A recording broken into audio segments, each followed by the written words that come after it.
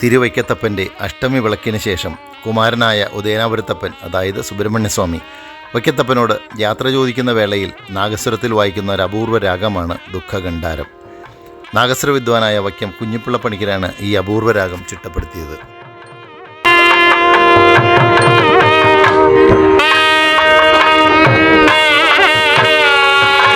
അഷ്ടമി വിളക്ക് കഴിയുമ്പോൾ യാത്രയപ്പ് സമയത്ത് ക്ഷേത്രമതിൽക്കകത്ത് മാത്രമാണ് ഈ രാഗം മുഴങ്ങുന്നത്.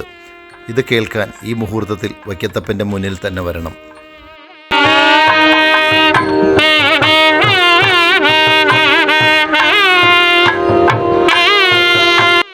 രാഗവിസ്താരം മേൽസ്ഥായിയിലെത്തുമ്പോൾ ദേവന്മാർ എഴുന്നള്ളി വന്ന ഗജവീരന്മാർ തുമ്പിക്കൈ ഉയർത്തി ഉപചാരം ചൊല്ലും.